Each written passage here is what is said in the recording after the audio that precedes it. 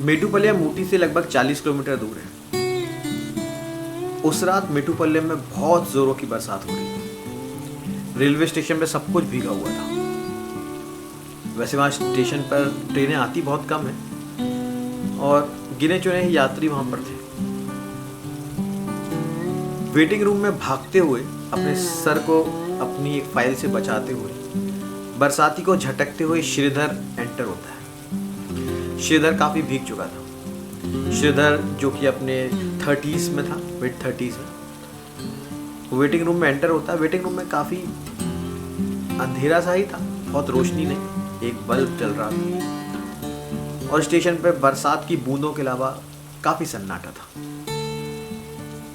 श्रीधर ने अपने चश्मे को साफ किया, इधर उधर देखा, कुछ 2-4 लोग ही वहाँ बैठे हुए थे। उसने भी एक वेटिंग रूम के कोने को पकड़ लिया। श्रीधर की ट्रेन आने में अभी लगभग आधा घंटा बाकी था। वो चुपचाप उस कोने में बैठा।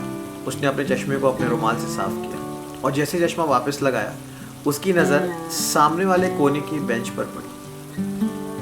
वहां बैठी हुई थी सरस्वती। श्रीधर ने शायद सरस्वती को बाद में देखा, पर सरस्वती की नज़र श्रीधर पे पहले ही आ गई थी। श्रीधर ने सरस्वती की तरफ मुस्कुराने की कोशिश की। सरस्वती ने भी मुस्कुराने की कोशिश की, पर अमित की तरफ देखा और फिर शांत हो गई। उन दोनों के मन में एक अजीब सी असमंजस की भावना पैदा हो गई। एक्चुअली कुछ साल पहले वो लोग कॉलेज में साथ हुआ करते थे। श्रीधर मन ही मन सरस्वती को बहुत चाहता था। एक आध साल तो यही सोचने में निकल गया कि सरस्वती से बोलूं या ना बोलूं। फिर दोस्ती हुई, फिर प्यार का इजहार हुआ और वो 4 साल उन्होंने अपनी ज़िंदगी के सबसे अच्छे पल बिताए। फिर उसके बाद श्रीधर नौकरी की तलाश में दूसरे शहर चला गया। क्योंकि कहानी 80s के ज़माने की है, तो उस समय मोबाइल, इंटरनेट, फ़ोन हुआ नहीं करते थे। चिट्ठियों पे कुछ समय बात चली। उसके बाद फिर सरस्वती के पापा का ट्रांसफ़र हो गया और कहीं ना कहीं वो कॉन्टैक्ट खत्म हो गया। 1-2 साल बाद श्रीधर को पता चला कि सरस्वती की शादी हो चुकी है। तो श्रीधर ने अपनी लाइफ को आगे मूव ऑन करना ही सही समझा। अब अचानक उस रात जब दोनों आमने सामने आ गए थे, तो दोनों को समझ नहीं आ रहा था कि बात क्या करें।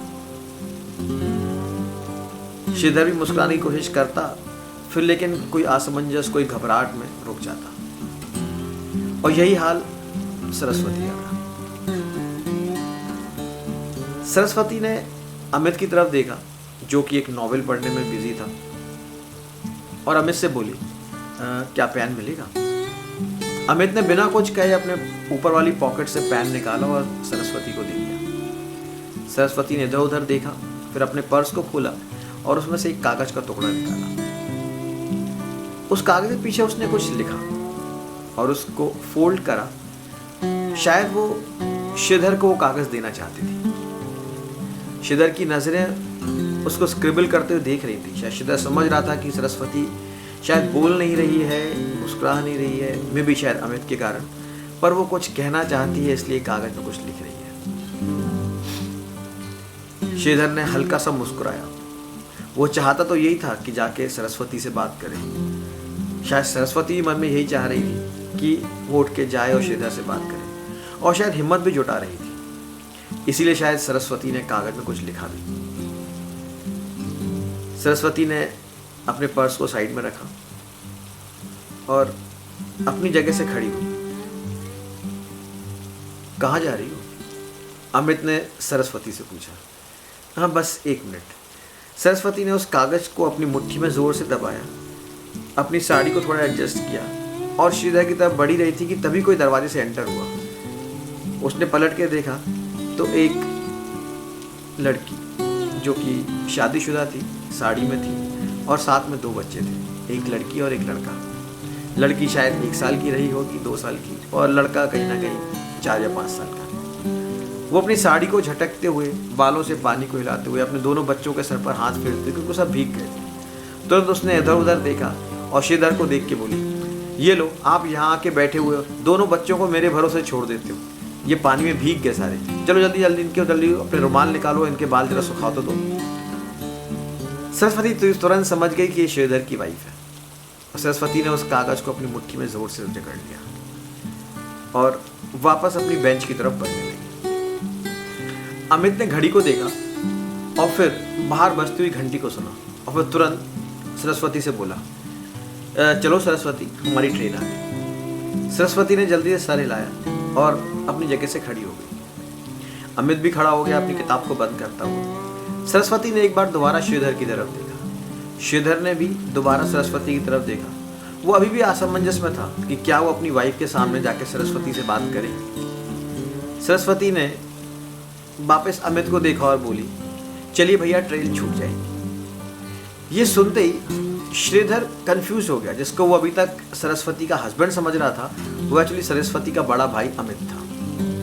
अमित और सरस्वती दोनों ट्रेन की ओर चल दिए और श्रीधर वहाँ अपने बच्चों के सर पर रुमाल रखकर पानी सुखाने लगा। हालांकि उसकी सांस तेज चल रही थी। वो सोच रहा था कि शायद ये पल फिर अब दोबारा जिंदगी में कभी नहीं आएगा। वो शायद सरस्वती को अब कभी नहीं देख पाएगा। फिर भी वो उस जगह से हिल नहीं पा रहा था। सरस्वती ट्रेन में चढ़ी। एक बार पलटकर फिर उसने उस वेटिंग स्टेशन की तरफ देखा और हाथ में मुट्ठी में जो दबाए हुए वो कागज़ रखी हुई थी, उसने उस कागज़ का अब कोई यूज़ नहीं समझा और उसको उस दरवाजे के बाहर फेंक दिया और जाकर ट्रेन में बैठ गई। कुछ ही पलों में ट्रेन वहाँ से चल दी।